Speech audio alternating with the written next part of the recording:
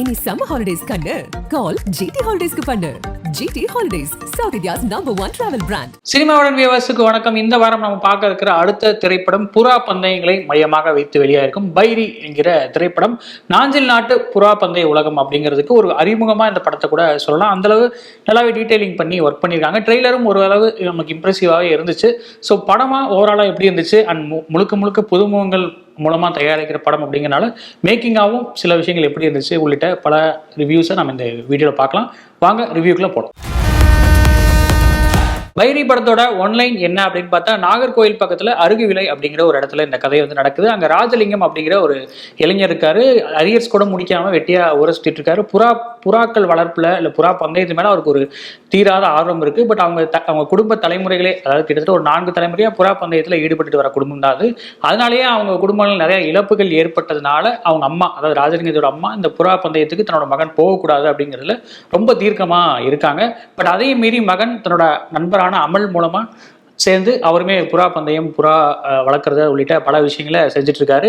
அம்மாவோட பேச்சையும் மீறி புறா பந்தய டோர்னமெண்ட்ல அவருமே கலந்துக்கிறாரு. இந்த புறா பந்தயத்தினால இந்த குடும்பங்களுக்குள்ள என்னென்ன பிரச்சனை வந்துச்சு, முக்கியமா அமல் அண்ட் ராஜலிங்கம் நண்பர்களுக்கு இடையில என்னென்ன சிக்கல்கள் வந்துச்சு, அவங்களுக்கு அந்த பிரச்சனையிலேருந்து மீண்டு வந்தாங்களா இல்லையா, இதெல்லாம் தான் பைரி. படத்துல யாரோட பெர்ஃபார்மன்ஸ்லாம் சிறப்பாக இருந்துச்சு அப்படின்னா, கதையின் நாயகனா வர ராஜலிங்கம் அப்படிங்கிற கேரக்டர்ல சையத் மஜீத் அப்படிங்கிறவர் நடிச்சிருக்காரு. அந்த துடிப்பான இளைஞனா கோவத்தை வெளிப்படுத்துறது உள்ளிட்ட பல விஷயங்கள் அவருக்கு சரியாவே வந்திருக்கு. பட் எல்லா இடத்துலையும் கோபம் மட்டும்தான் அவரோட ஒரு விடையா இருக்கும் அப்படிங்கிற ஒரு ஃபீல் இருக்கு. அதாவது அவரோட நண்பர்களுக்கு ஏதோ ஒன்று ஆகும்போது கோவப்படுறது, புறாக்களுக்கு ஏதோ ஒன்று ஆகும்போது கோவப்படுறது, ஒருத்தர் தன்னை ஏமாத்துறான்னு தெரிஞ்சவன கோவப்படுறது, இது எல்லாமே ஃபைன். அந்த எமோஷன்ஸ் எல்லாம் சரியாவே கடத்திருக்காரு. பட் தொட்டதுக்கெல்லாம் கோவம் அப்படிங்கிற மாதிரியான அவரோட கதாபாத்திரம் ஒரு ஒன் டைமென்ஷனா ஃபீல் ஆகிற ஒரு இதுவுமே இருக்கு. அது இந்த நடிப்புக்கு ஒரு சின்ன டிராபேக்காக அமைஞ்சிருக்குன்னு நினைக்கிறேன். அவரோட அந்த கோபம் அப்படிங்கிறத மட்டும் வெளிப்படுத்தாமல் பலவித எமோஷன்களும் இன்னும் அவரோட கதாபாத்திரத்தில் கொண்டு வந்திருந்தா ஒருவேளை இன்னுமே ஒரு கன்வின்சிங்கான பெர்ஃபார்மன்ஸாக அது இருந்திருக்கும்னு நினைக்கிறேன். அது அப்படி இல்லை அப்படிங்கிறதுக்கு ஒரு சின்ன குறையா இருந்துச்சு. கதாநாயகனோட நண்பன் கேரக்டர்ல வர அமல் டைரக்டர் ஜான் கிளேடியா தான் இந்த ரோலையும் பண்ணியிருக்காரு. ஆரம்பத்திலேருந்தே அவரோட அந்த நடிப்பு வந்து கொஞ்சம் அந்நியப்பட்டு இருந்த மாதிரி ஒரு ஃபீல் இருந்துச்சு. அதாவது கொஞ்சம் செயற்கைத்தனம் அதிகமாக இருந்த மாதிரி இருந்துச்சு. பட் போக போக அவரோட கேரக்டரே இப்படி தான் எழுதப்பட்டிருக்கு, அவரோட பாடி லாங்குவேஜ் வந்து பல விஷயங்கள் இப்படி தான் இருக்குது அந்த கேரக்டருக்கு அப்படிங்கிறது நம்ம மைண்டில் ஃபிக்ஸ் ஆயிடுது. அதனாலேயே அதுக்கப்புறம் போக போக அந்த ஆக்டிங்கை நமக்கு பழகி எமோஷனலாக அந்த கேரக்டரோட நம்ம ஓரளவு ஒன்றி போயிடும். அதுக்கு காரணம் அந்த கேரக்டர் எழுதப்பட்ட விதமும் தான் அப்படின்னு கூட சொல்லலாம். அடுத்த சப்போர்ட்டிங் கேரக்டர் நாயகனோட அம்மா சரஸ்வதியா விஜய் சேகர் நடிச்சிருக்காங்க. அவங்களுமே அந்த கிட்டத்தட்ட நாயகனுக்கு மேட்ச் பண்ற மாதிரி எப்பவுமே கோவம் தான் அவங்களோட ஒரே பதிலா இருக்கு. அதனாலேயே என்னமோ சில இடங்கள்ல அவங்க பண்றது நமக்கு எரிச்சலா இருக்கு. பட் பெர்ஃபார்மன்ஸ் அளவில் அந்த நடிப்புல குறை எதுவும் இல்லை, அதை மட்டும் நோட் பண்ணிக்கலாம். அண்ட் இந்த நிறைய சப்போர்ட்டிங் கேரக்டர்ஸ் வந்து படத்துல இருக்காங்க. பட் அதில் குறிப்பிட்டு சொல்லணும் அப்படின்னா, ரமேஷ் பண்ணையார் அப்படிங்கிற கேரக்டர் நடிச்ச ரமேஷ், அவரோட ஆக்டிங் ரொம்பவே சிறப்பாக இருந்துச்சு. குறிப்பாக அதுக்கு ஒரு முக்கியமான ரீசன் என்ன அப்படின்னா, அவரோட கேரக்டர் எழுதப்பட்ட அந்த விதம். அதாவது இப்படியான துடிப்பான இளைஞர்கள் இருக்கிற ஏரியாவில் ஒரு பெரிய வீட்டு பையனா அவர் வந்து காட்டப்படுறாரு. பட் அதுக்கான ஒரு மெச்சூரிட்டியோட, அதாவது என்ன சொல்றது, அந்த கேரக்டர் ரொம்ப தெளிவாகவும் இந்த அடிதடி சண்டை இதெல்லாம் வேண்டாம் அப்படின்னு அட்வைஸ் பண்ற ஒரு கேரக்டராகவும் நிறுவப்பட்டிருக்கு. அதுக்கு தேவையான ஒரு ரியலிஸ்டிக்கான பெர்ஃபார்மன்ஸை அவருமே கொடுத்துருக்காரு. படம் ஃபுல்லாகவே ஒரு டேக்அவே கேரக்டராக நம்ம எடுத்துகிட்டு வரணும் அப்படின்னா நிச்சயமா இவரோட கேரக்டர் தான் இருக்கும் அப்படின்னு கூட சொல்லலாம். அடுத்த படத்தோட பிரதான வில்லன் சுயம்புவா வர வினு லாரன்ஸ் ஒரு அந்த பாடி லாங்குவேஜில் வில்லனுக்கான மேனரிசம் காட்டியிருக்காரு. அவரோட ஃபிசிக்குமே அதுக்கு நல்லாவே ஒத்து வருது. இந்த மாதிரியான ஒரு கேரக்டருக்கு இந்த மாதிரியான ஒரு ஃபிசிக் அப்படிங்கிற மாதிரி. பட் நடிப்பில் இன்னுமே கொஞ்சம் மெனக்கேட்டிருக்கலாம் அப்படின்னு தோணுச்சு. நிறைய இடங்களில் கேரிகேச்சராக ஃபீல் பண்ண வைக்கிறாரு. ரொம்ப அனிமேட்டடாகவும் வந்துட்டு போகிறாரு. அவர் டைலாக் டெலிவரி உள்ளிட்ட பல விஷயங்கள் எனக்கு தெரிஞ்சு டப்பிங்குமே கொஞ்சம் பிரச்சனையாக இருந்திருக்குன்னு நினைக்கிறேன் அவருக்கு. ஸோ அந்த குறைகள் மட்டும் நிவர்த்தி செஞ்சதா இன்னுமே ஒரு பவர்ஃபுல்லான வில்லனா அவர் எஸ்டாப்ளிஷ் ஆயிருப்பாருன்னு நினைக்கிறேன். அடுத்து இந்த படத்தில் ஹைலைட்டா இன்னும் ஒரு சப்போர்ட்டிங் ஆக்டரை குறிப்பிட்டு சொல்லணும் அப்படின்னா, அது அமல் கேரக்டரோட அப்பாவா வர ராஜன். ஹேண்டிகேப்டா அவர் அந்த படம் எடுக்க அவரோட கேரக்டருக்கு ஒரு முக்கியத்துவம் இருந்துட்டே இருக்கு.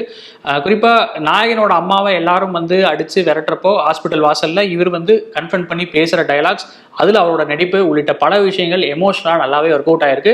அவரோட கேரக்டருமே ஒரு நல்ல ஒரு நீட்டான ஸ்கெட்ச்ல எழுதப்பட்டிருக்கு அப்படிங்கிறதுனால அந்த கேரக்டர் நமக்கு எமோஷனலா மைண்ட்ல நல்லாவே ரெஜிஸ்டர் ஆயிருக்கு அப்படின்னு சொல்லலாம். பைரி படத்தோட பாசிட்டிவ்ஸ் என்ன அப்படிங்கிறத பார்த்தலாம். டைரக்டர் ஜான் கிளாடி இது வரைக்கும் தமிழ் சினிமாவில் அதிகமாக பேசப்படாத ஒரு களத்தை தான் எடுத்து பேசியிருக்காரு. புறா பந்தயம் அப்படிங்கிறது எனக்கு தெரிஞ்சு மாரி படத்துல ரீசெண்டா புறா பந்தயங்கள் உள்ளிட்ட சில காட்சிகள் வந்து இடம்பெற்றிருந்துச்சு. பட் இந்த படம் இன்னுமே ஒரு டீப் டைவா அந்த கலாச்சாரம் எப்படி இருக்கு, முக்கியமா அந்த ஊர்ல இருக்கிற அந்த மக்கள், அருகுவிலை அப்படிங்கிற ஊர்ல இருக்கிற மக்கள் புறா பந்தயத்துக்கு எவ்வளவு முக்கியத்துவம் கொடுக்குறாங்க, தன்னோட குடும்ப உறுப்பினர்களையும் தாண்டி புறாவை ஏன் நேசிக்கிறாங்க உள்ளிட்ட பல விஷயங்களுக்கு லாஜிக் லாஜிக்கோட நிறைய காட்சிகள் விவரணையா வச்சிருந்திருக்காரு. அது இந்த படத்துக்கு ஒரு பெரிய பாசிட்டிவ். இந்த மாதிரி ஒரு கேன்வாஸ்ல இந்த மாதிரி புறா பந்தயத்தை எஸ்டாப்ளிஷ் பண்ற படம் தமிழ்ல வந்ததுலேருந்து தான் நினைக்கிறேன்.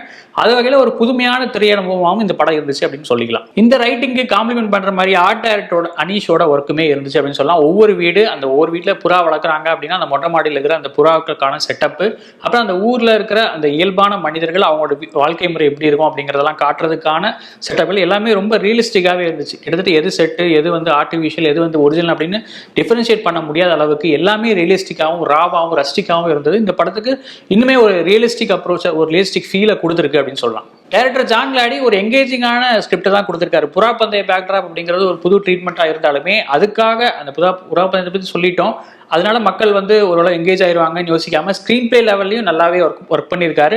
அடுத்தடுத்த காட்சிகள், அடுத்தடுத்த பிரச்சனைகள், அடுத்தடுத்த சிக்கல்கள்னு கதை வந்து மூவ் ஆகிட்டே இருக்கு. முதல் 20 நிமிடங்களை இந்த ஊர் எப்படி இருக்கு, இந்த மக்கள் எப்படி இருக்காங்க, கதையின் நாயகன் யாரு உள்ளிட்ட பல விஷயங்களை எஸ்டாப்ளிஷ் பண்றதுக்கு டைம் எடுத்துக்காரு முதல் 20 நிமிடங்களுக்கு. அதுக்கப்புறம் படம் வந்து ஒரு ஜெட் வேகத்துல தான் நகர்ந்து போயிட்டே இருக்குன்னு நினைக்கிறேன். அதுவும் குறிப்பா வில்லு பாடலோட பேக்ட்ராப்ல எல்லா கதை மாந்தர்கள் உள்ளிட்ட பல விஷயங்கள், குறிப்பா பிளாஷ்பேக் உள்ளிட்ட விஷயங்கள் எல்லாத்தையும் எஸ்டாப்ளிஷ் பண்ணது ரொம்ப ஒரு பிரில்லியண்டான ஐடியான்னு நினைக்கிறேன்.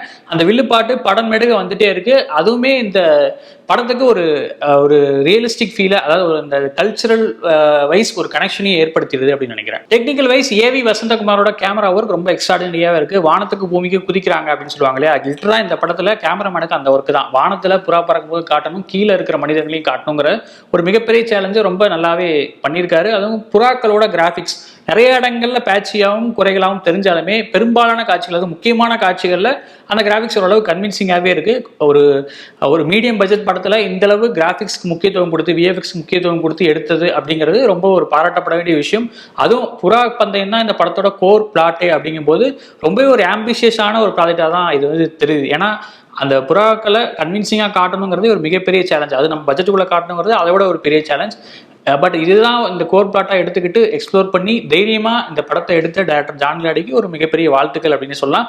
டெக்னிக்கல் வைஸ் இந்த படத்தில் இருக்கிற சின்ன சின்ன குறைகளை மறக்கடிக்கிறது இந்த எஃபோர்ட் தான் அப்படின்னு கூட சொல்லலாம். எடிட்டர் RS சதீஷ்குமார் படத்தை ஓரளவு எங்கேஜிங்காகவே தன்னோட கட்ஸ் மூலமாக கொண்டு போயிருக்காரு. சண்டை காட்சிகள்ல அவரோட எடிட்டிங் வந்து ரொம்ப கவனிக்க வைக்குது. மியூசிக் டைரக்டர் அருண்ராஜ் அந்த ஒரு மாஸ் பில்டப்புக்கு ஏற்ற பிஜிஎம்ஐ சிறப்பாகவே கையாண்டிருக்காரு. பாடல்கள் பெரிய அளவு ஒர்க் அவுட் ஆகலை அப்படின்னாலுமே அந்த மாஸ் பிஜிஎம் உள்ளிட்ட பல விஷயங்களுக்கு நல்லாவே கை கொடுத்துருக்கு. அந்த வகையில் படத்துக்கு ஒரு யூஎஸ்பி ஃபேக்டராக மியூசிக்குமே மாறி இருக்கு அப்படின்னு சொல்லலாம்.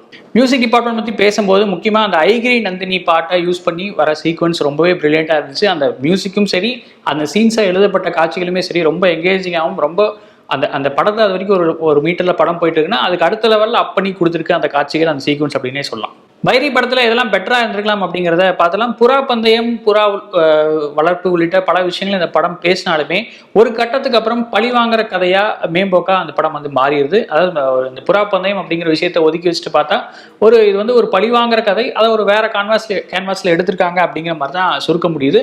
அது இந்த படத்துக்கு ஒரு சின்ன டிராபேக்காக மாறி இருக்கு. அதுவும் ஏன் அதை குறிப்பிட்டு சொல்கிறேன் அப்படின்னா, 2வது பாதியில் இந்த புறா பந்தய பிரச்சனைகளுக்கெல்லாம் அப்புறம் படம் வந்து அந்த புறா பந்தயம் அப்படிங்கிற கேன்வாஸை விட்டே வெளியே போயிருது. ஒரு 2 குரூப்புக்கு இடையிலான அடிதடி அப்படிங்கிறது மாதிரியான ஒரு வெளியில சுருங்கிடுது. அது இந்த படத்துக்கு ஒரு மைனஸா மாறி இருக்குன்னு நினைக்கிறேன். அதே மாதிரி ஹீரோ தொடங்கி சப்போர்ட்டிங் ஆக்டர்ஸ் நிறைய பேரோட சிலரோட நடிப்புல ரொம்ப செயற்கைத்தனம் அதிகமாக இருந்த ஒரு ஃபீல் இருந்துச்சு. அவங்களோட நடிப்புல இன்னுமே கொஞ்சம் மெனக்கெட்டு ஒரு ரியலிஸ்டிக்கான அப்ரோச்ல அவங்க நடிச்சிருந்தாங்கன்னா இன்னுமே அந்த கேரக்டர்ஸ் எல்லாம் மனசுல ரெஜிஸ்டர் ஆயிருக்கும். படமே நல்ல ஒரு பிரில்லியண்டான ஒரு ரியலிஸ்டிக்கான படமா இன்னுமே நம்ம மைண்ட்ல உட்கார்ந்துருக்கும். இப்பவும் அப்படிதான் இருக்கு. பட் அந்த கேரக்டர்ஸோட நடிப்பு கொஞ்சம் செயற்கைத்தனமா இருக்கிறதுனால இன்னுமே அதுல நம்ம ஒன்றி போக முடியாம போகுதோ அப்படிங்கிற ஒரு ஃபீல் இருக்கு. அடுத்த முதல்ல இருந்தே இந்த படம் இது வந்து ஃபர்ஸ்ட் பார்ட் தான். இதுக்கப்புறம் நிறைய பார்ட் வருங்கிறத எஸ்டாப்ளிஷ் பண்ணி தான் எடுத்திருக்காங்க. விளம்பரமும் அப்படிதான் படுத்திருக்காங்க. பட் என்ன பிரச்சனை அப்படின்னா, இந்த ஃபர்ஸ்ட் பார்ட் முடியும் போது நமக்கு அந்த ஒரு படம் வந்து ஒரு முழுமையடையாத ஃபீலுமே இருக்கு. கிளைமேக்ஸ் வந்து ரொம்ப அப்ரூப்டா கட் ஆன மாதிரி ஒரு ஃபீல்ல இருந்துச்சு.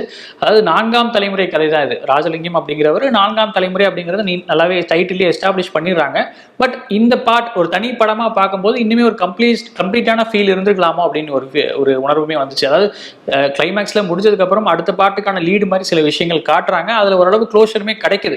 பட் இருந்தாலுமே இன்னும் ஒரு நல்ல க்ளோஷரா ஒரு தனிப்படமாவே நல்லா முடிச்சிருக்கலாமோ ஒரு கிளைமேக்ஸ்லாம் ப்ராப்பரா வச்சு அப்படிங்கிற மாதிரி ஒரு ஃபீல் இருந்துச்சு.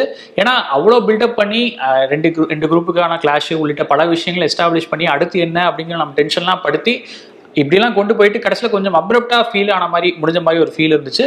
அது இந்த படத்துக்கு ஒரு பெரிய டிராபேக்காக மாறி இருக்குன்னு நினைக்கிறேன். இது எனக்கு தெரிஞ்சு ஒரு சினிமா ஆர்வலர்களுக்கு உள்ளிட்ட பலருக்கு அந்த கிளைமேக்ஸ் ஓரளவு நான் பிடிச்சிருக்கலாம். பட் எல்லாருமே அந்த கிளைமேக்ஸ் ஏற்றுக்குவாங்களா அப்படிங்கிறது ஒரு கேள்விக்குறி தான். பைரி படத்தோட ஓவரால் வேர்டிக்ட் என்ன அப்படின்னா, நிச்சயமா இது வந்து ஒரு நல்ல ஒரு எங்கேஜிங்கான ப்ராடக்ட். டெக்னிக்கலாகவும் பெரிய குறைகள் இல்லாமல் எடுக்க ட்ரை பண்ணியிருக்காங்க. அதில் ஓரளவு வெற்றியும் பெற்றிருக்காங்க. ஆக்டிங் உள்ளிட்ட பல விஷயங்கள்ல மட்டும்தான் கொஞ்சம் குறைகள் இருக்கு. அண்ட் கிளைமேக்ஸ்ல க்ளோஷர் இல்லை அப்படிங்கிறது மட்டுமே ஒரு சின்ன குறை. இதெல்லாம் தாண்டி பார்த்தா நிச்சயமா ஒரு தியேட்டர்கள் வாட்சா ஒரு நல்ல படம் தான். எனக்கு தெரிஞ்சு ஓடிடியில் இந்த படம் எப்படி ஃபீல் ஆக வைக்கும் அப்படிங்கிறது தெரியல. பட் தியேட்டரில் பார்க்கும்போது நல்ல ஒரு ஆடியன்ஸ் பல்ஸோட நிறைய ஆடியன்ஸோட பார்க்கும்போது நல்ல எங்கேஜிங்கான ஒரு படமாக தான் இருக்கு. அதுக்கான அந்த தியேட்டரில் பார்க்குற அளவுக்கு டிசர்விங் மெட்டீரியலாகவும் படம் இருக்கு அப்படிங்கிறதும் நோட் பண்ண வேண்டிய விஷயம். ஒருவேளை இந்த படத்தை நீங்க பார்த்துருந்தீங்க அப்படின்னா உங்களோட வியூ என்ன அப்படிங்கிறத கமெண்ட்ல சொல்லுங்க. வேற ஒரு வியூல உங்க மீட் பண்றேன். நன்றி, வணக்கம். இனி சம்மர் ஹாலிடேஸ் கண்ணு கால் ஜிடி ஹாலிடேஸ்க்கு பண்ணு. GT holidays, south India's number 1 travel brand.